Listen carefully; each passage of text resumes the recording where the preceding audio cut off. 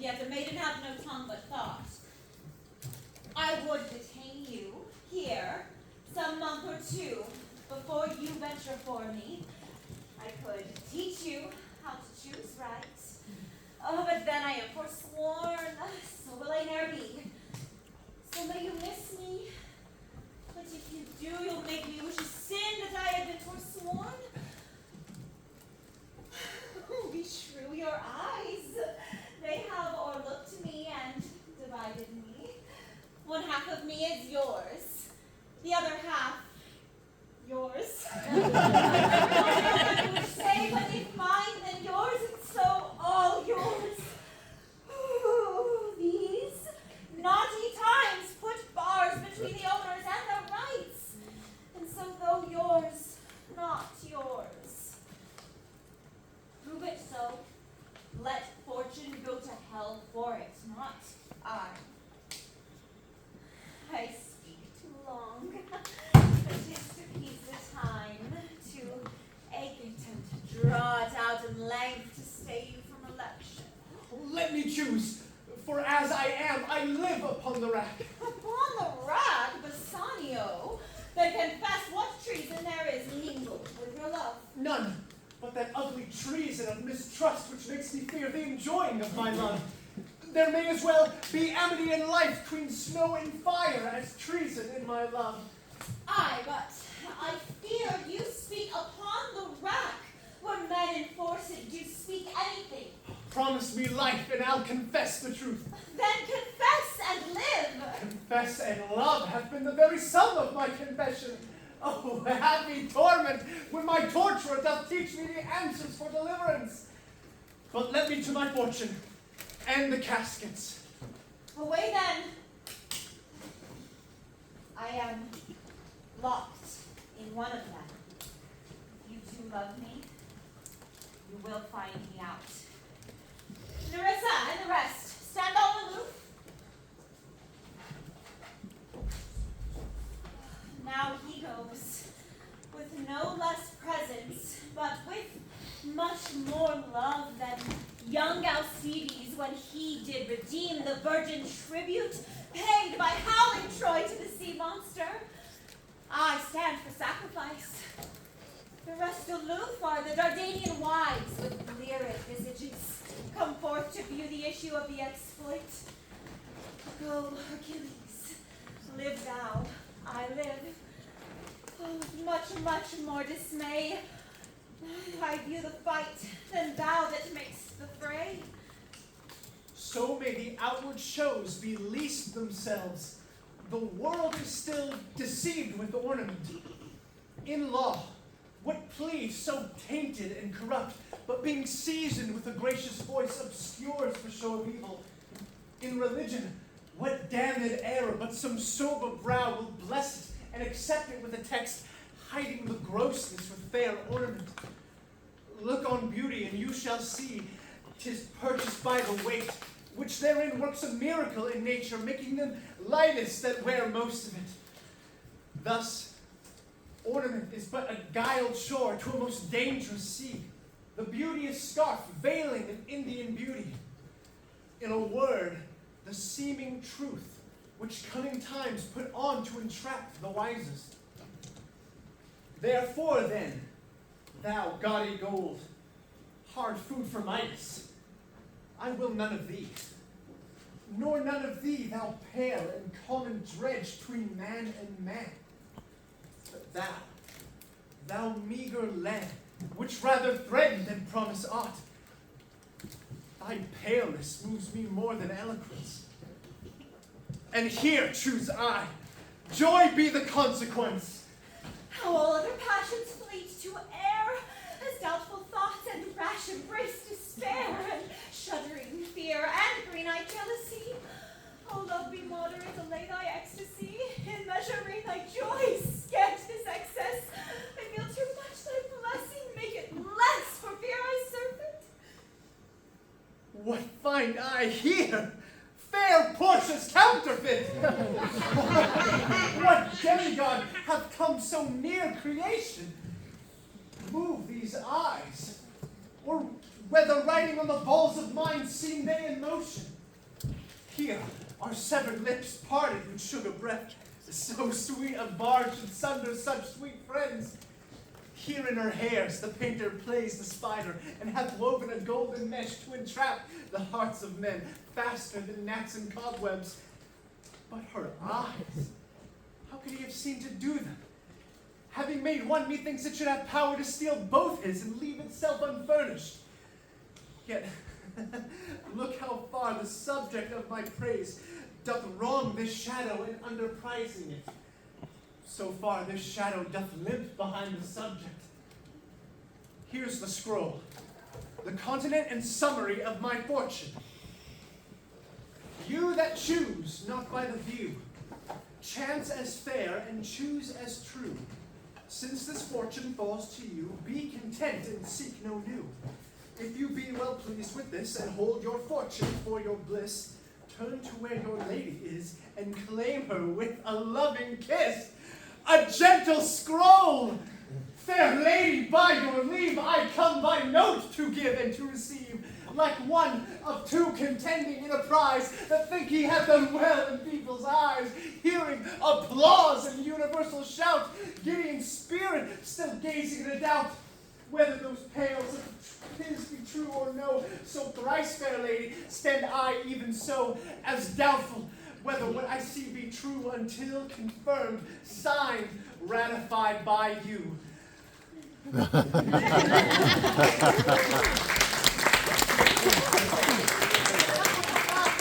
see me, Lord Bassanio, where I stand, such as I am, though for myself alone I would not be ambitious in my wish to wish myself much better, but for you, I would be trebled 20 times myself, 1,000 times more fair, 10,000 times more rich, that only to stand high in your account I might, in virtues, beauties, blessings, friends, exceed account. But the whole sum of me is some of something, which to term in gross is an unlessoned girl, unschooled, unpracticed. Happy in this, she is not yet so old, but she may learn. Happier than this, she is not bred so dull, but she can learn. Happiest of all is that her gentle spirit commits itself to yours, to be directed as from her lord, her governor, her king. Myself and what is mine to you and yours is now converted.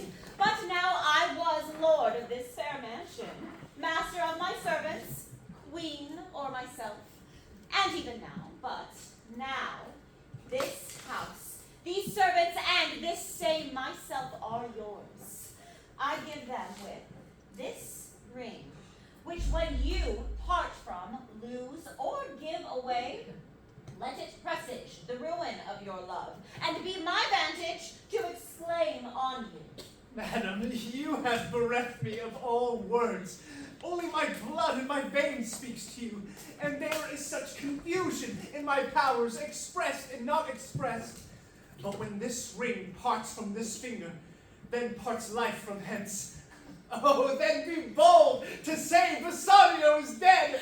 My lord and lady, it is now our time that have stood by and come to see our wishes prosper, to cry good joy, my lord and lady. My lord Bassanio and my gentle lady, I wish you all the joy that you could wish, for I am sure you could wish none for me. And when your honors me to solemnize the bargain of your faith, I do beseech you that even at that time I may be married too. With all my heart, so thou canst get married. I thank your lordship, you've got me one. My eyes, my lord, you look as swift as yours. You saw the mistress, I beheld the maid. You love, I love, for intermission no more pertains to me, my lord, than you. Your fortune stood upon the caskets there, and mine did too, as the matter falls. For wooing here until I sweat again, and swearing until my very roof was dry. With oaths of love at last. Promise last. I got a promise of this fair one here to have her love provided your fortune can achieve her mistress. Is this true, Nerissa? Madam? It is. Please and peaceable. And do you, Gratiano, mean good faith? Yes, faith, my lord. Oh, our feast shall be much honored in your marriage.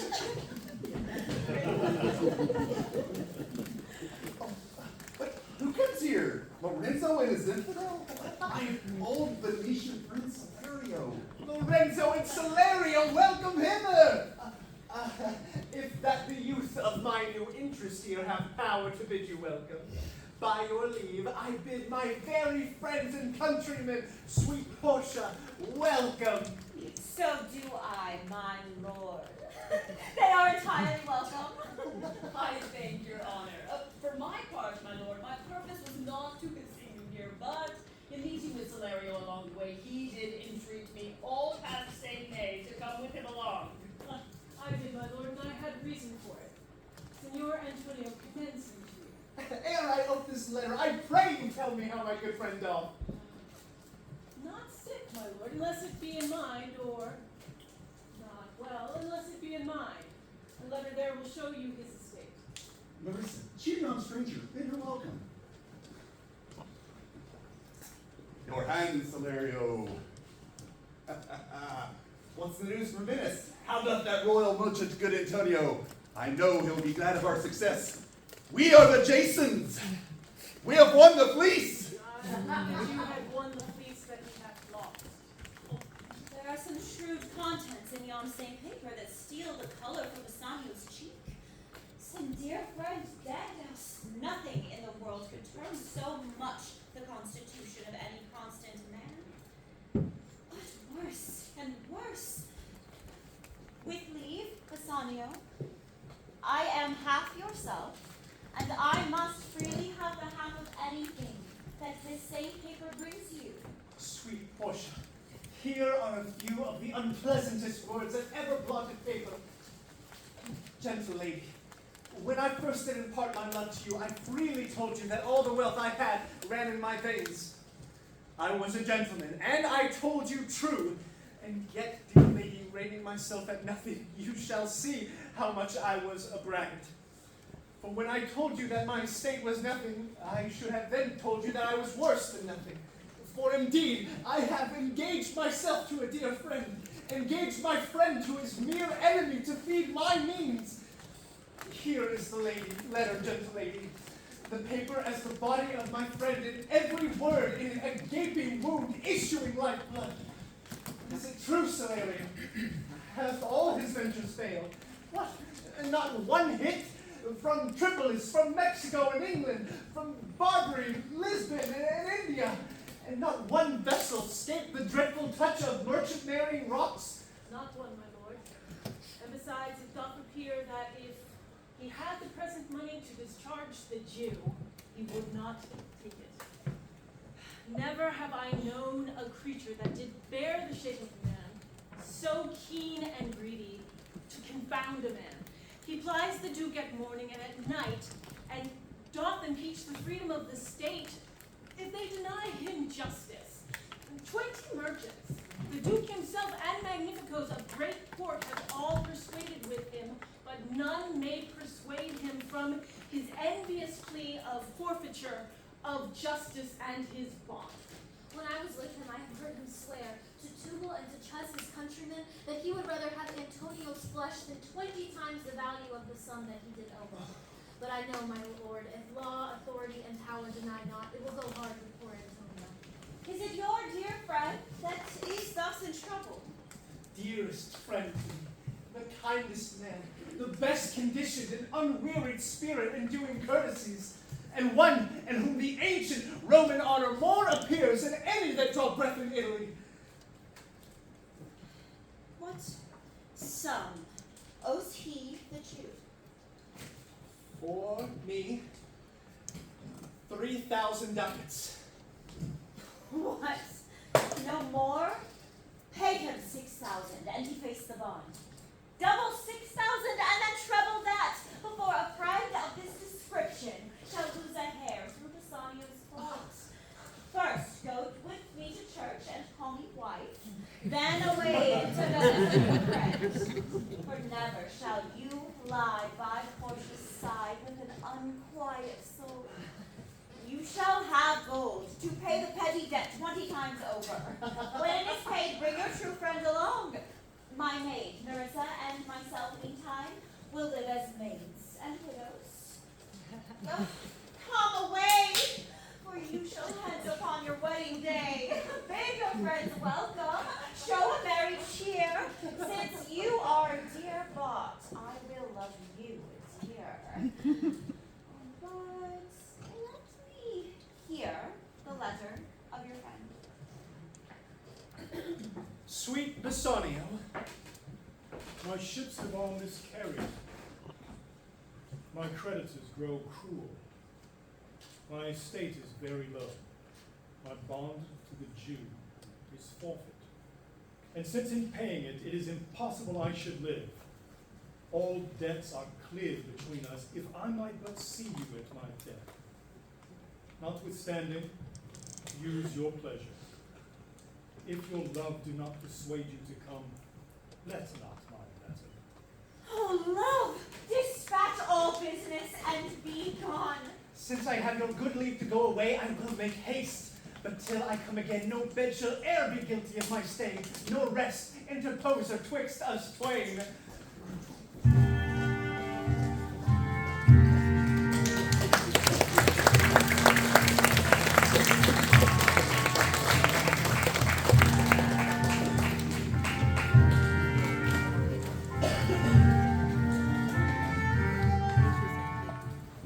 Lord, look to him. How about me first? This is the fool that let out muddy gratis. Jailer, look to him. Here you go. Good. Shymon. I will have my bond. Speak not against my bond. I have sworn an oath that I will have my bond. Thou callst me dog before thou hast cause. Since I am a dog, beware my fangs. The Duke will grant me justice. I wonder now, naughty jailer, that thou art so fond as to come abroad with him at his request. Give me yet. I bid thee hear I me will speak. have my bond. Will not hear me speak. I will have my bond, and therefore speak no more. I will not be made a soft and dying fool to shake the head, relent, and sigh and yield to Christian intercessors. Follow not! Have no more speaking. Have my bond. Ugh! It is the most impenetrable cur that ever captured men! Let him alone. I'll follow him no more with bootless prayers. He seeks my life. His reason well I know. I oft delivered from his forfeitures many that have at times made moan to me. Therefore he hates me. Surely the Duke will never grant this forfeiture to hold. The Duke cannot deny the course of law, for the commodity that strangers have with us in Venice, if it be denied, would much impeach the justice of the state. Since that the trade and profit of the city consisteth of all nations. Therefore go. These griefs and losses have so baited me that I shall hardly spare a pound of flesh tomorrow for my bloody creditor. Well, jailer, on. Pray God Bassanio come to see me pay his debt, and then I care not.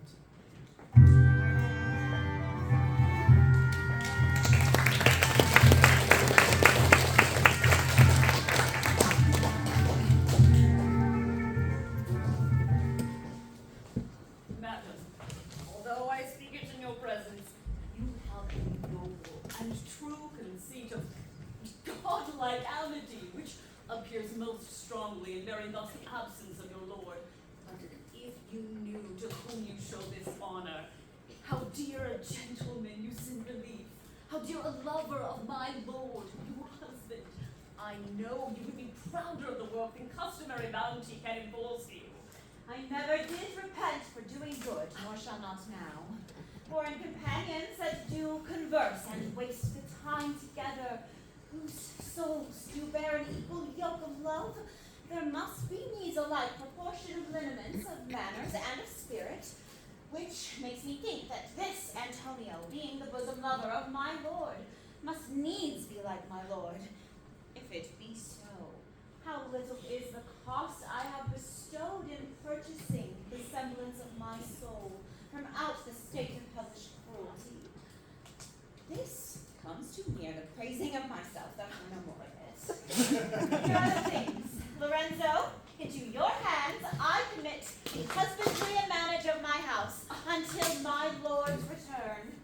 For mine own part, I have toward heaven breathed a secret vow to live in prayer and contemplation until, only attended by Nerissa here, until her husband and my lord's return.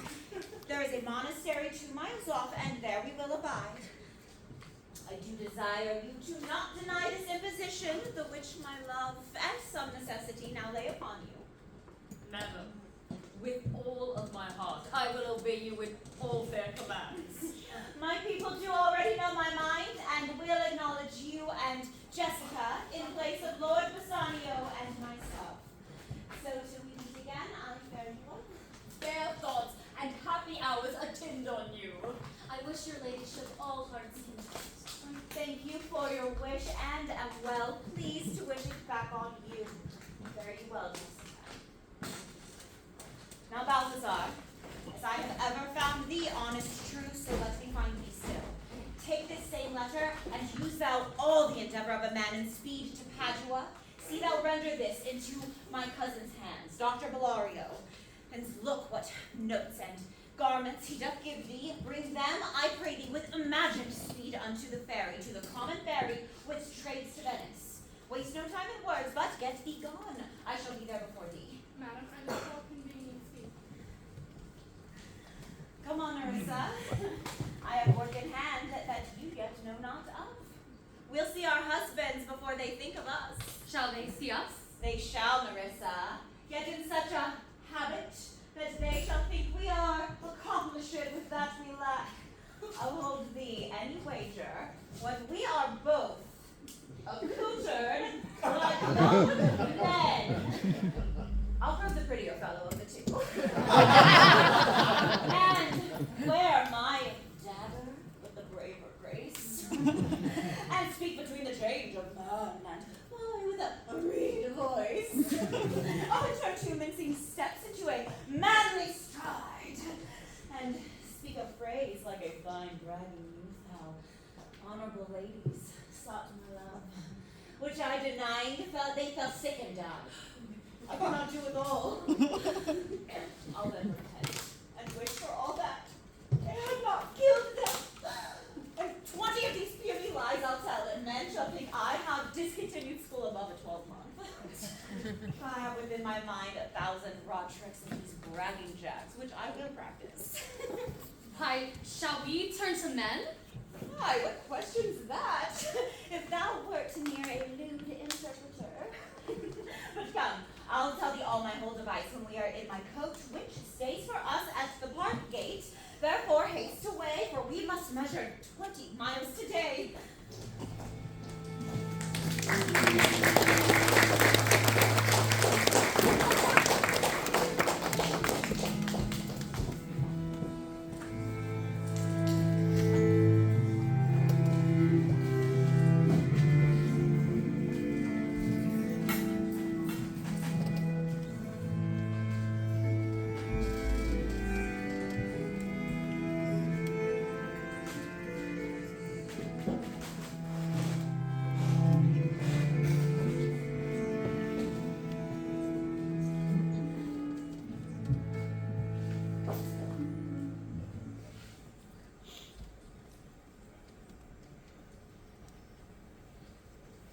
What, is Antonio here? Ready, so please your grace. I am sorry for thee. Thou art come to answer a stony adversary, an inhuman wretch, incapable of pity, totally void of any dram of mercy. I have heard your grace had taken great pains to qualify his rigorous cause. But Since he stands obdurate, and that no lawful means can carry me out of his envy's reach, I do oppose my patience to his fury, and am armed to suffer with a quietness of spirit the very tyranny and rage of his. Go and bring Shylock into the courtroom. He stands at the door. He comes, my lord. Let him stand before us. Shylock, the world thinks, and I think so too, that thou must leads this act of tragedy to the final hour. Then, with remorse, more strange than is I apparent, lack of pity, thou wilt take pity on this merchant, and where thou exacts the penalty, which is a pound of this merchant's flesh, thou wilt loose the forfeiture, and touched with humane gentleness and love, also forgive a moiety of the principal.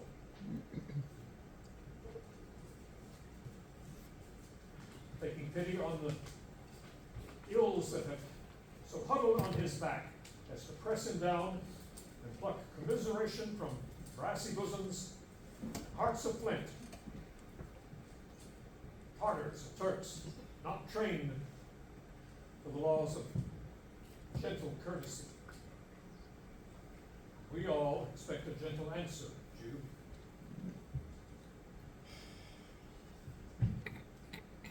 I have possessed your grace of what I purpose, and by our holy Sabbath have I sworn to have the due and forfeit of my bond. Deny it. Let the danger light upon your charter and your city's freedom. You'll ask me why I rather have the weight of carrying flesh than to receive 3,000 ducats. I'll not answer that. But say it is my humor. Is it answered? What if my house be troubled with a rat, and I be pleased to give 10,000 ducats to have it bathed? What? Are you answered yet? Some men there are love not a gaping pig. Some cannot behold a simple cat. And others, when the bagpipe sings in the nose, cannot contain their urine. Affections master off passions, sways them to the mood of what it likes or loathes. Now for your answer. As there is no firm reason can be rendered why he cannot abide a gaping pig, while he a harmless, necessary cat, and why he a willing bagpipe, but a force must yield to his inevitable shame, to offend as being himself being offended. So can I give no firm answer, nor will I. Other than a lodged hate and a certain loathing I bear Antonia, but I follow thus a losing suit against him.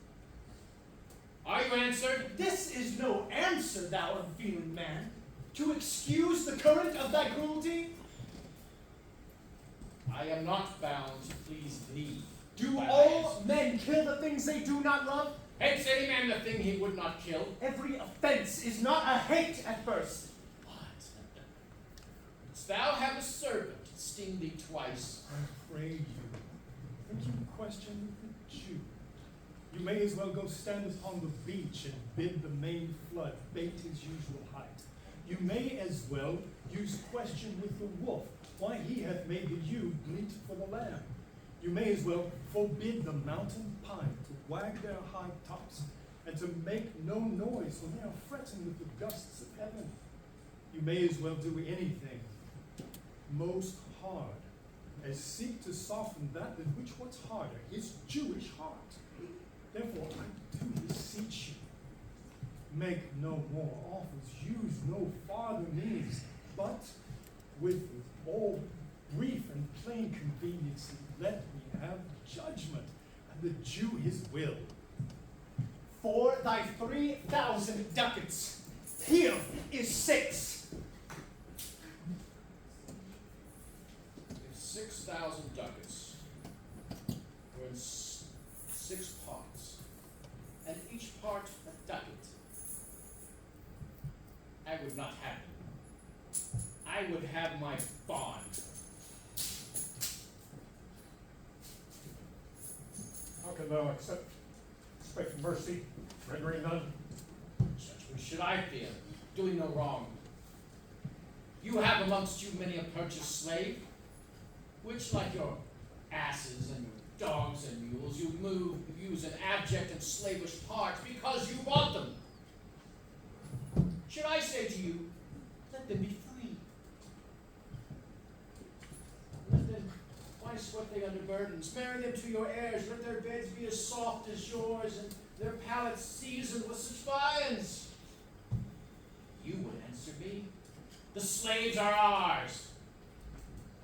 So I answer you. The pound of flesh I demand of him is dearly bought. It is mine, and I will have it. If not, fie upon your law. There is no force in the decrees of Venice. I stand here for judgment. Answer, will I have it? Upon my power, I may dismiss this court, unless a learned doctor named Bellario, whom I have sent for to determine this, come here today.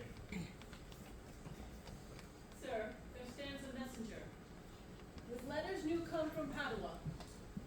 It is the doctor. Bring me the letters. Admit the messenger.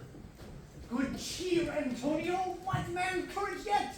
The Jew shall have my flesh, blood, bones, and all, ere that shall lose from me 1 drop of blood. I am tainted whether with the flock meetest to death. The weakest kind of food drops earliest to the ground, and so let me. You cannot better be employed, Bassanio, than to live still and write mine epitaph. Come you from Padua, from Bellario?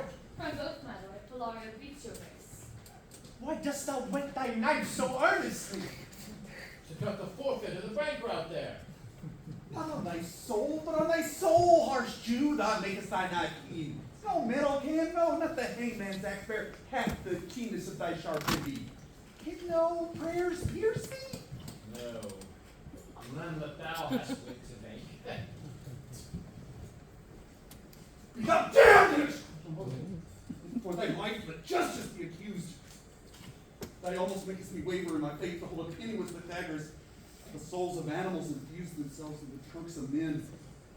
The courage spirit governed a wolf, hanged for human slaughter, even from the gallows to justice the fell soul fleet. And while thou layest in thine hallowed dam, infused itself in thee, for thy desires are wolfish, bloody, starved, and ravenous.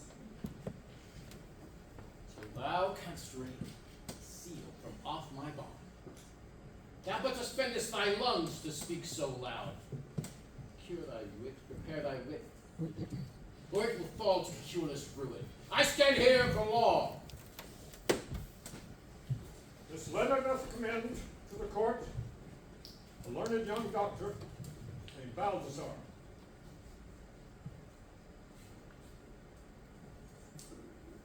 Is he here? He attended here hard by to know your answer whether you'll admit him. With all my heart. Some 4 of you go and escort him courteously to the courtroom. Meanwhile, the court shall hear Bellario's letter. Your grace shall understand that at the receipt of your letter, I am very sick. But in the instant that your messenger came, in loving visitation was with me a young doctor of Rome. His name is Balthazar. I acquainted him with the cause in controversy between the Jew and Antonio the merchant. We turned over many books together. He is furnished with my opinion, which bettered with his own learning, the greatness whereof I cannot enough commend, comes with him at my importunity to fill up your grace's request in my stead.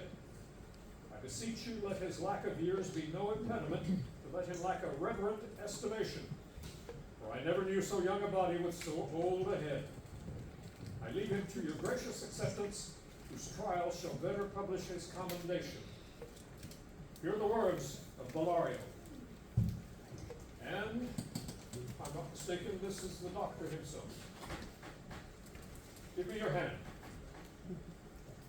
Are you from the Valario? I did, my lord, yes. Take your place. You're welcome. Are you acquainted with the circumstances in this matter? I am informed truly of the cause. Which is the merchant here and which the Jew? Antonio and old Shylock, stand forth. Is your name Shylock? Shylock is my name. Of a strange nature is the suit you follow.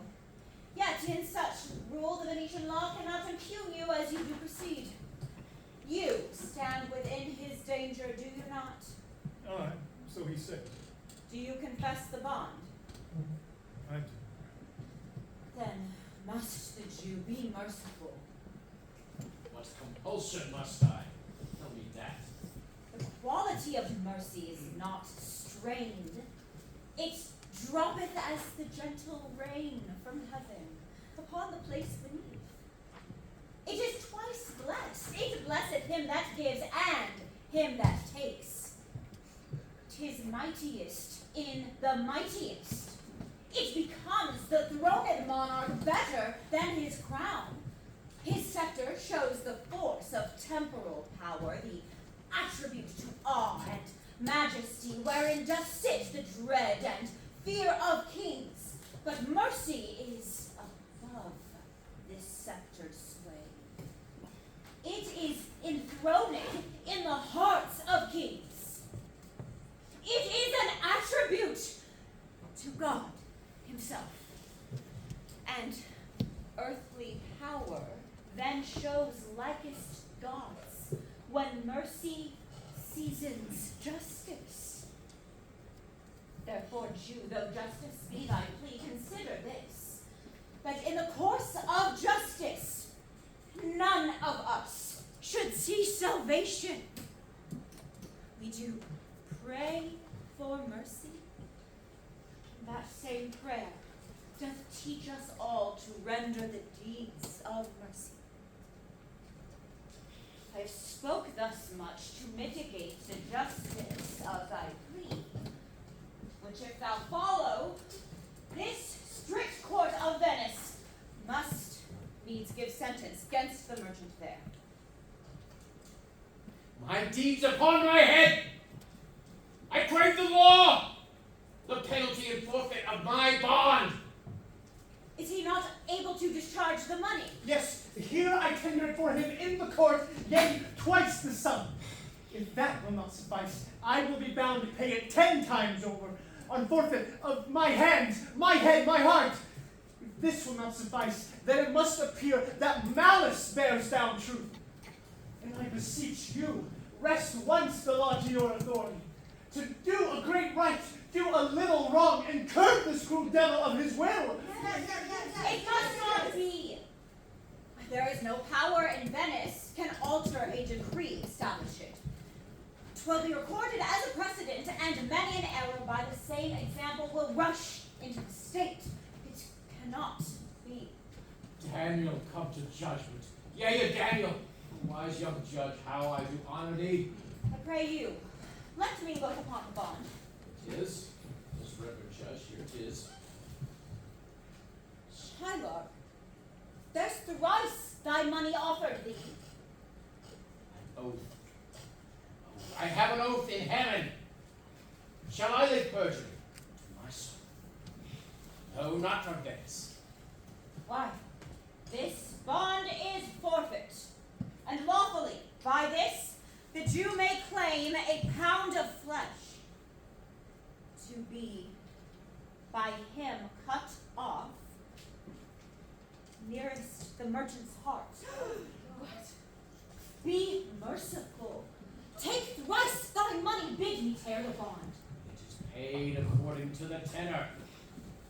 I doth perceive thou art the most worthy judge. You know the law. Your exposition has been most sound. I charge you by the law of which you are a well upstanding pillar. Proceed to sentence. For I swear there is no tongue of man can alter me. I stand here for judgment. I stay on my bond. The most heartily, I do beseech the court to give the judgment. Why then, thus it is. You must prepare your bosom for his knife. Most noble judge. How excellent young man. For the intent and purpose of the law hath full relation to the penalty, wherein here appeareth due upon the bond. It's true. Most wise and upright judge. How much more elder art thou than my looks? Therefore lay bare your bosom. Aye, his breast. So says the bond, doth it not, most noble judge? Nearest, the heart. Those are the very words. So, are there balance here to weigh the flesh? I have them ready. Have by some surgeon Shylock on your charge to stop his wounds, lest he do bleed to death? Is it nominated in the bond? It is not so expressed, but what of that? 'Twere good you do so much for charity. I do not see it. It is not in the bond. You, merchant, have you anything to say? I am armed and well prepared. Bassanio, give me your hand. Fare you well. Grieve not that I am fallen to this view, for herein fortune shows herself more kind than is her custom. It is still her use to let the wretched man outlive his wealth, to look with a hollow eye and wrinkled brow onto a life of poverty, whose lingering penance of such misery doth she cut me off. Commend me to your honorable wife. Tell her the process of Antonio's end. Say how I loved you. Speak me fair in death. And when the tale is told, bid her be judge whether Bassanio had not lots of life. Repent with you that you shall lose your friend, and he repents not that pays your debt. For Jew, you but cut deep enough, I'll pay it instantly, with all my heart. I am married to a wife, which is as dear to me as life itself. But life itself, my wife, and the whole world are not with me esteemed above thy life.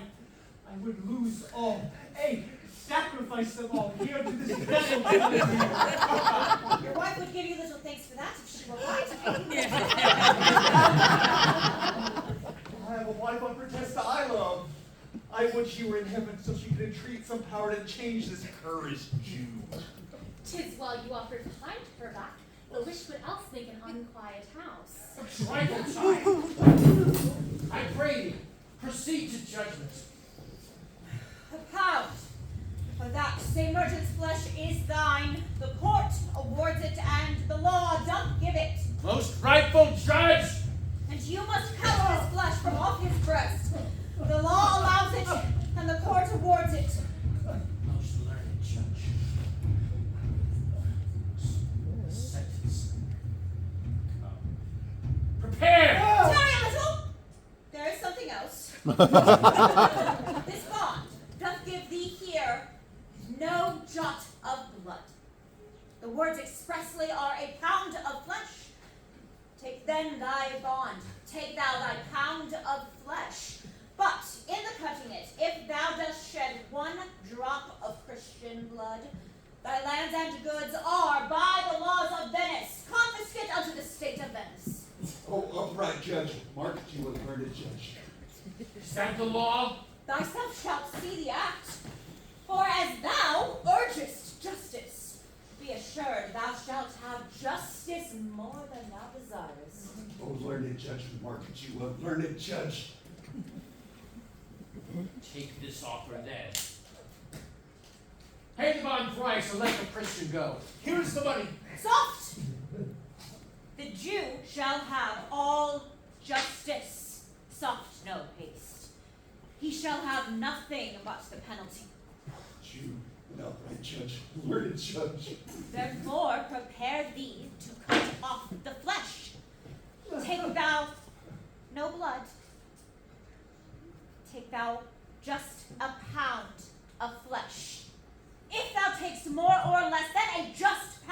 be it but so much as makes it little, light, or heavy in the substance, or the division of the 20th part of one poor scruple. Nay, if the scale do turn but in the estimation of a hair, thou diest, and all thy goods are confiscated.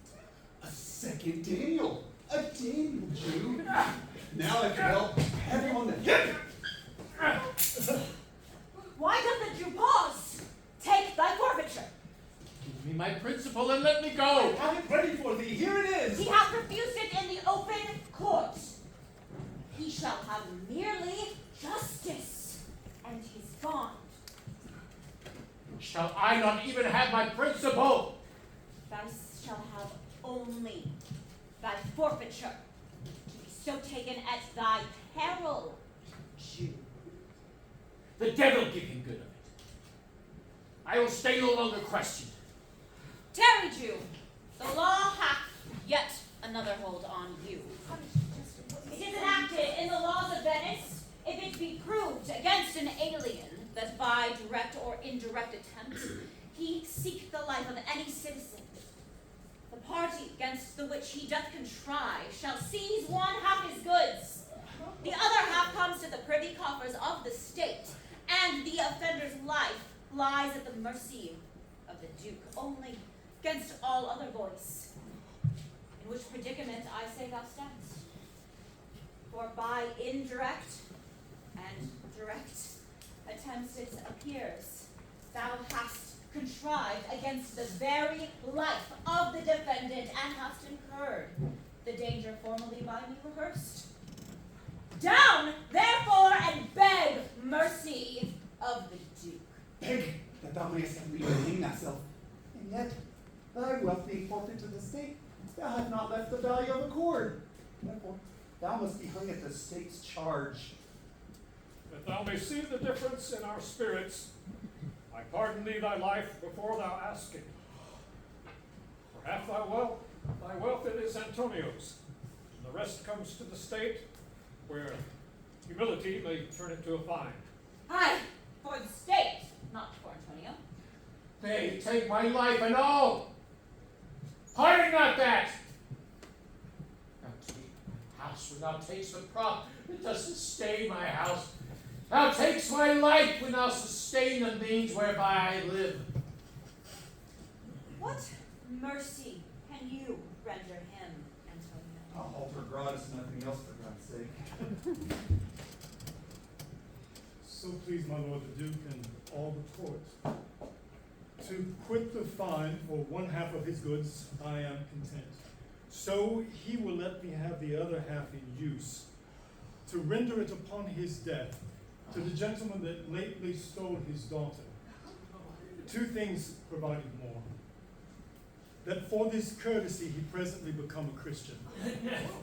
The other, that he do record a gift here in the court of all he dies possessed unto his son Lorenzo and his daughter. He shall do this, or else I retract the pardon I lately pronounced here. Art thou contented? What dost thou say? I am content.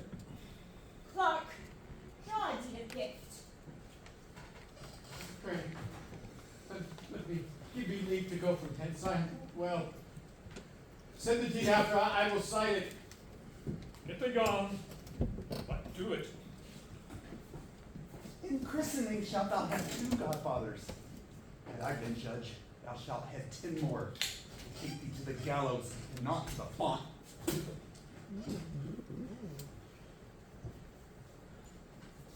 Sir, I entreat you home to dinner with me. I humbly do desire your grace of pardon. I must away this night toward Padua, and it is meet I presently set forth. I am sorry that your leisure serves you not. Antonio, gratify this gentleman, for in my mind you are much bound to him. Most worthy gentlemen, by your wisdom, my friend and I have been acquitted of grievous penalties. In lieu whereof 3,000 ducats due unto the Jew, we freely cope your courteous pains withal. and are indebted over and above in love and service to you evermore. He is well paid, that is well satisfied, and I, delivering you, am satisfied, and therein account myself well paid. My mind is never yet more mercenary. I pray you know me when we meet again. So, wish you well. I take my leave. Dear sir, of course I must attempt you further. Take some remembrance of us as a tribute, not a fee. Grant me 2 things, I pray you. Not to deny me, and to pardon me. You press me far, therefore I will yield. Give me your gloves. I'll wear them for your sake. And for your love, I'll take this ring from you. Do not draw back your hand. I'll take no more, and you in love shall not deny me this. This ring, good sir? Alas, it is a trifle. I will not shame myself to give you this. I'll take nothing else but only this. And now methinks I have a mind to it. There's more depends on this than on the value. The dearest ring in Venice I will give you, and find it out by proclamation. Only for this, I pray you pardon me. I see, sir, you are liberal in offers. You taught me first to beg, and now methinks you teach me how a beggar should be answered. But sir, this ring was given me by my wife, and when she put it on, she made me vow that I should neither sell, nor give, nor lose it. That excuse serves many men to save their gifts. And if your wife be not a mad woman, and know how well I have deserved this ring, she would not hold out enemy forever for giving it to me. Well, peace be with you. I will let him have the ring. Let his deservings and my love withal be valued against your wife's commandment. Go, Gratiano, run and overtake him. Give him the ring, and if thou canst, bring him unto Antonio's house. Away, make haste! Come, you and I will go presently, and in the morning early we will both fly toward Belmont. Come, Antonio!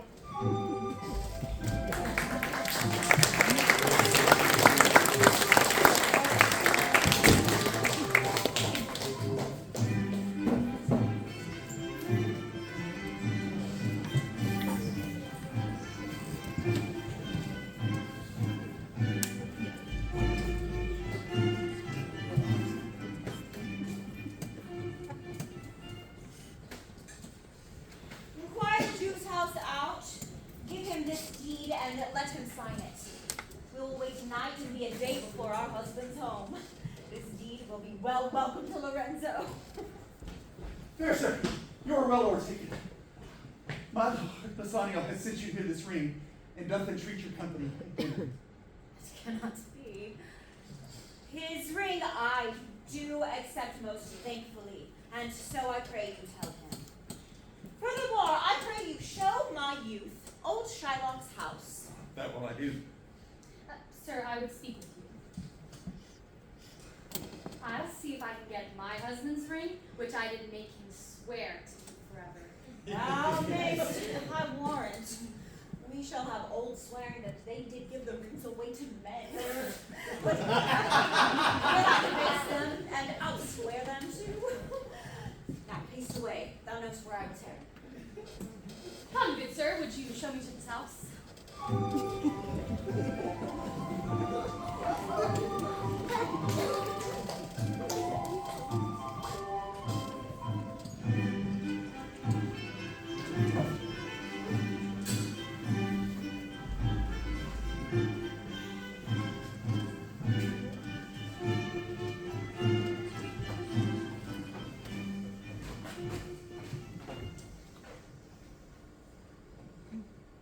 Moon shines bright.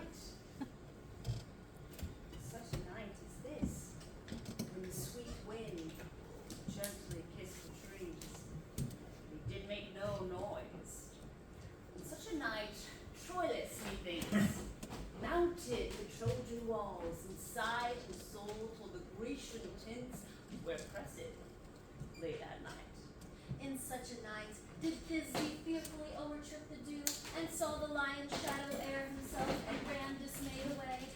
such a night stood Dido upon the wild sea bank, and did waft her love to come again to Carthage. In such a night, Medea gathered the enchanted herbs that did renew Oreson. In such a night did Jessica steal from the wealthy Jew, and with unthrift love did run from Venice as far as Belmont. In such a night, did young Lorenzo swear he loved her well, stealing her soul with many vows of faith, and never a true one? Such a night did pretty Jessica, like a little shrew, slander her love. And he forgave it her. How sweet the moonlight sleeps upon this bank. Here, we will sit and let the sound of music creep in our ears. Soft stillness in the night. Come, touches of sweet harmony. Sit, Jessica. Look how the floor of heaven is thick inlaid with patterns of bright gold. There is not the smallest orb which thou beholdest, but in its motion like an angel sings, still choiring to the young-eyed cherubim. Such harmony is in immortal souls. But whilst this muddy vesture of decay doth grossly portend, cannot hear it. Come! Ho! And wake Diana with a hymn! With soft touches, pierce your mistress's ear and draw her home with music. I am never merry when I hear sweet music. The reason is your spirits are attentive. For do but note the wild, wanton herd, or a race of youthful and unhandled colts, fetching mad bounds, bellowing and neighing loud, which is the hot condition of their blood. If they but hear perchance a trumpet sound, any air of music touches their ears, shall perceive them make a mutual stand, their savage eyes turn to a modest gaze, like sweet power and music. Therefore the poet did feign that Orpheus drew trees, stones, and floods, since not so savage, mad, or full of rage, but music, for a time doth change his nature. Man that hath no music in himself, nor is not moved, concord, sweet sound, is fit for treasons, stratagems, spoils. The motions of his spirit are as dull as the night, and his affections as dark as illness. Let no such man be trusted. Mark the music.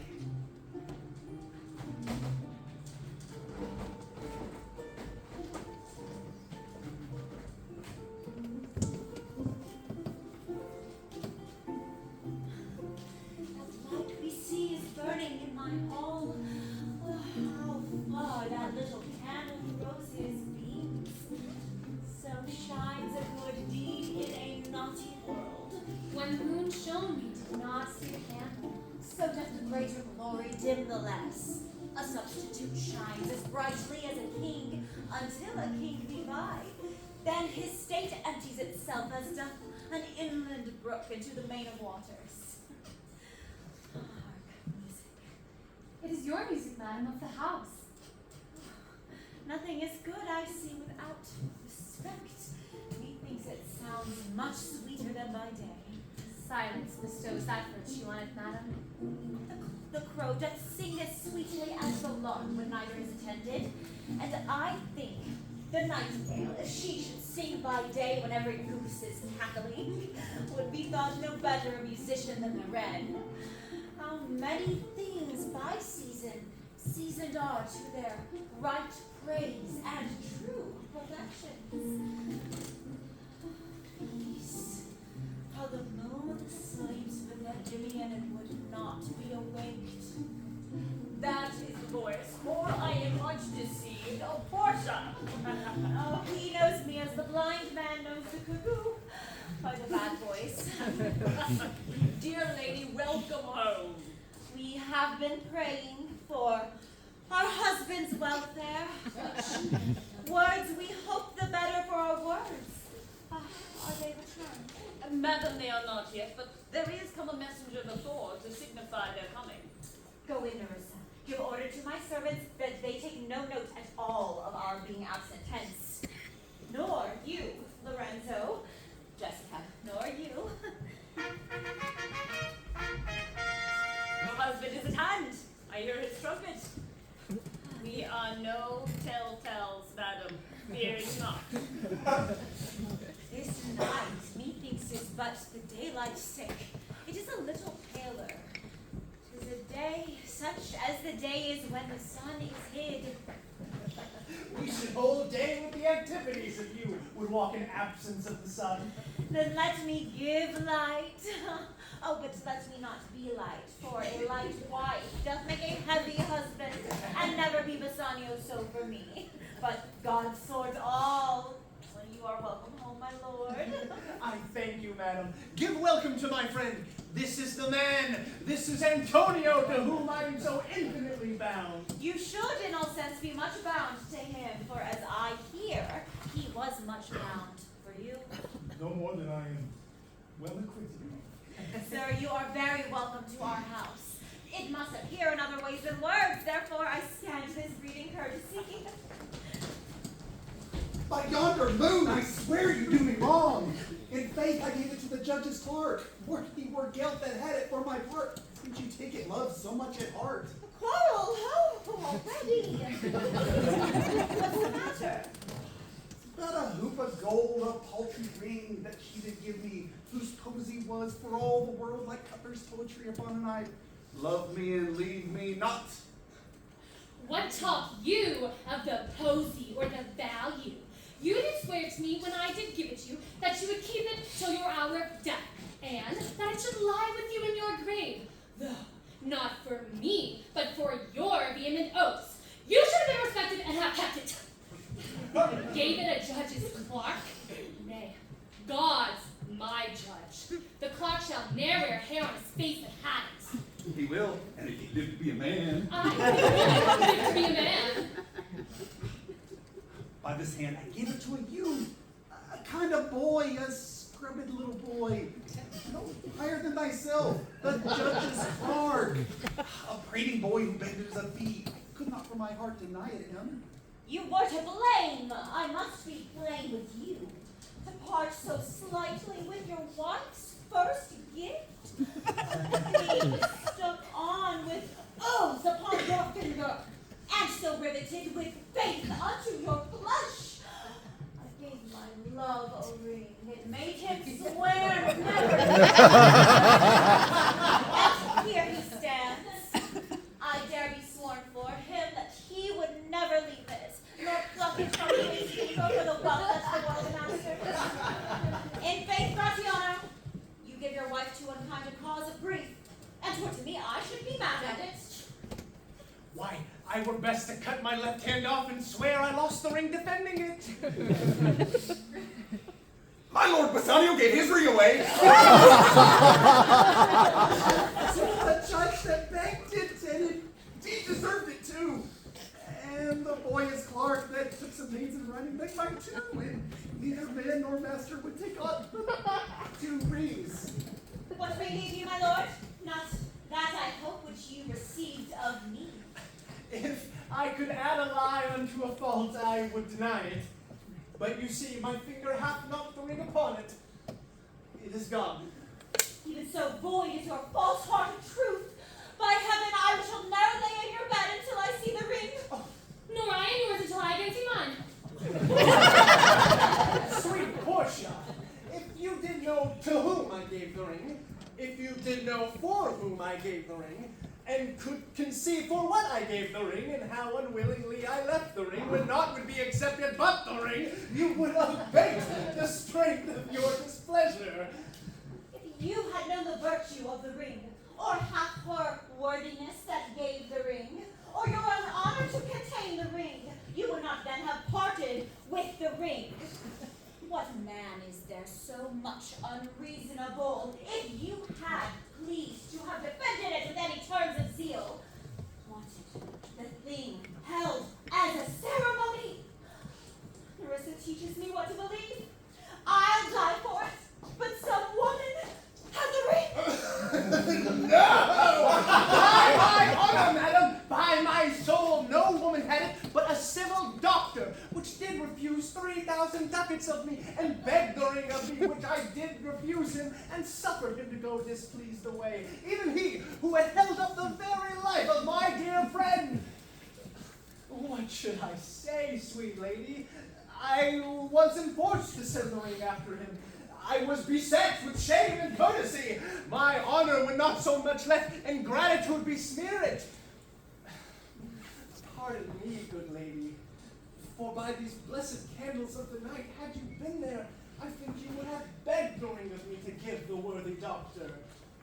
Let not that doctor e'er come near my house, since he hath got the jewel that I love, and that which you did swear to keep for me. I will become as liberal as you. I'll not deny him anything I have. No, not my body, nor my husband's bed. No, him I shall, I am well sure of it. I not deny from him. Watch me like Argus. If you do not, if I be left alone, now, by mine honor, which is yet mine own, I shall have that doctor for my bedfellow.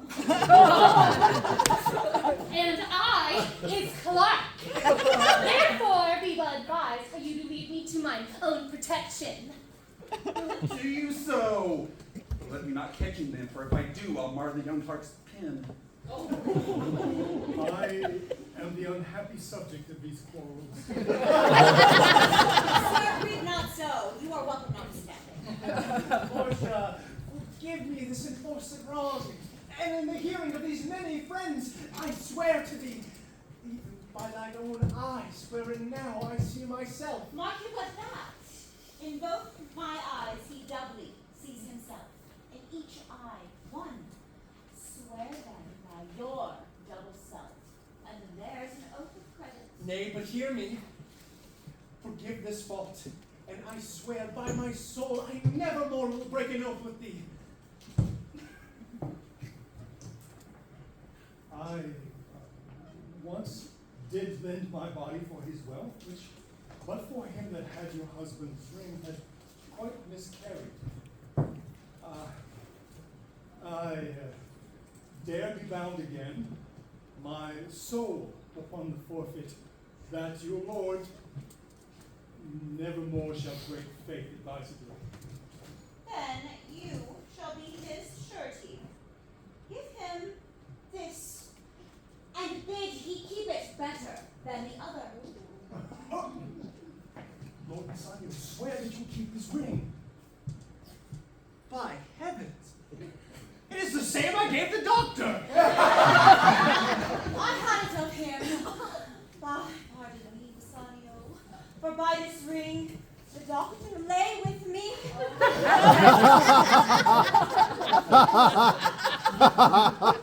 Pardon me, my gentle Gratiano, for that same scrubbed boy, the doctor's clerk, in lieu of this last night, did lie with me. Why? This is like the mending of highways in summer when the ways are fair enough. What? Are we cuckolds? Are we deserted? Not so grossly. You are all amazed. Here's a letter. Read it at your leisure. It comes from Padua, from Bellario. There you shall find that Portia was the doctor, Nerissa there, her clerk.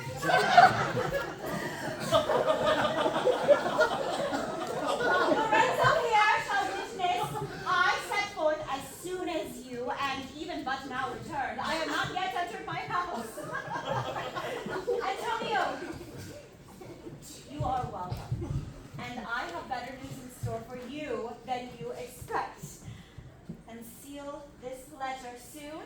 There you shall find 3 of your argosies are richly come to harbor suddenly. You shall not know by what strange accident I chanced on this letter. I am dumb. Were you the doctor and I knew you not? Were you the clerk that was to make me cuckold? The department never means to do it unless you live until you be a man. Sweet doctor, you shall be my bedfellow. When I am absent, then lie with my wife. Sweet lady, you have given me life and living. For here I read for certain that all my ships have come to road. How now, Lorenzo, my clock hath some good cheer for you as well. Aye.